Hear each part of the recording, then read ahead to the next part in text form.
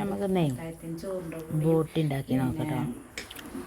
നല്ലോണം ഒരുപാട് പ്രാവശ്യം ചെയ്യണം കേട്ടോ, എന്നാലേ നന്നാവുള്ളൂ. അത് നമുക്ക് മുറിച്ചെടുക്കാം. മുറിച്ചാതെ അങ്ങനെയാണ് കൊടുന്നിക്കുന്നത്. മുറിച്ച് കൊടുന്ന ഓലയിൽ പല നെയ്യും ഇതൊക്കെ വെട്ടിക്കറച്ച് കൂട്ടും. അപ്പം ഇങ്ങനെ കൊടുന്നാൽ പിന്നെ നമുക്ക് അതിൽ വേണ്ടാത്തൊക്കെ ഒഴിവാക്കിയങ്ങാണ്ട് നല്ലത് മുറിച്ചെടുക്കാം. അങ്ങനെ മുറിച്ചിട്ടങ്ങാണ്ട് അങ്ങനെ ഒരു 8-10 പ്രാവശ്യം കഴുകിയെടുത്തിട്ടോ. നല്ലോണം കഴുകണം. ബോട്ട് കഴുകിയാലാണ് വൃത്തിയാകുള്ളൂ. ഒരുപാട് പ്രാവശ്യം കഴുകിയാൽ വൃത്തിയായി കിട്ടുള്ളൂ. ഒരുപാട് പ്രാവശ്യം നമ്മൾ കഴുകിയെടുത്തിട്ടോ.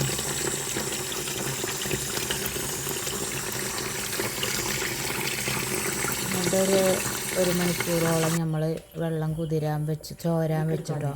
വെള്ളമൊക്കെ ചോർന്ന് പോയിട്ട് നമ്മളൊരു കുക്കർക്ക് എടുത്തിട്ടാണ്. വെള്ളം ചോരാതെ ഇട്ടാൽ അത് വിസിലടിക്കുമ്പോൾ വെള്ളം നിറഞ്ഞു വരും കുക്കർ. നല്ലോണം വെള്ളം പോയതിന് ശേഷം നമ്മൾ കുക്കറിലിടാൻ പറ്റുള്ളൂ. എന്നിട്ട് കുറച്ച് കുരുമുളകും മഞ്ഞൾപ്പൊടിയും ഉപ്പും മാത്രം ഇട്ടിട്ട് നല്ലോണം കുഴച്ചെടുക്കട്ടോ. എന്നിട്ട് ഒരു 4-5 വിസിലടുപ്പിച്ചെടുക്കുക. ബോട്ടിക്ക് നല്ല വേവണം, നല്ലോണം വേവണം. അപ്പോഴും ടേസ്റ്റ് ഉണ്ടാവുക. മതിയിട്ട് കളക്കിയത് അത്താഴത്തിന് ചോറിൻ്റെ കൂടെ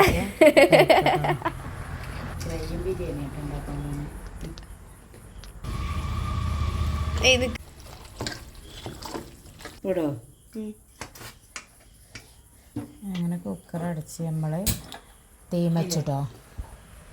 ഹലോ, ഇന്നൊരു ബോട്ട് വെന്ത് വന്നു, നല്ലോണം വെന്തിട്ടുണ്ട്. നമ്മൾ ചട്ടിയിലിട്ട് അങ്ങാണ്ട് പൊരിച്ചെടുക്കുക.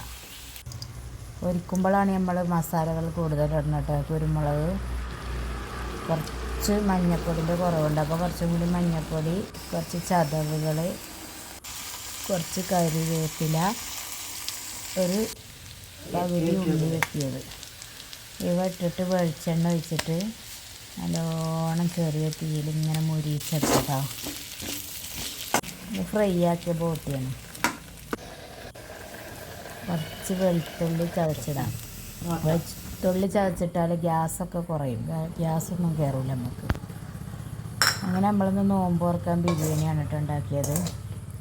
നമ്മൾ നോമ്പ് തുറക്കാൻ ചായക്ക് കടിയായിട്ട് ബിരിയാണിയും ബോട്ടി ഫ്രൈയും, അതിലേക്ക് കുറച്ച് തൈര് സലാഡ് ഉണ്ടാക്കി, പപ്പടം.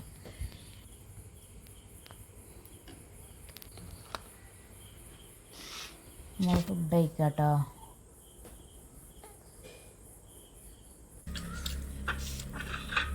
കഷ്ണങ്ങൾ എടുത്തേക്ക്. ചിക്കൻ ബിരിയാണിയാണ് കേട്ടോ ഉണ്ടാക്കിയത്. അടുത്തെടുത്തേക്ക് പൊട്ടിച്ച്.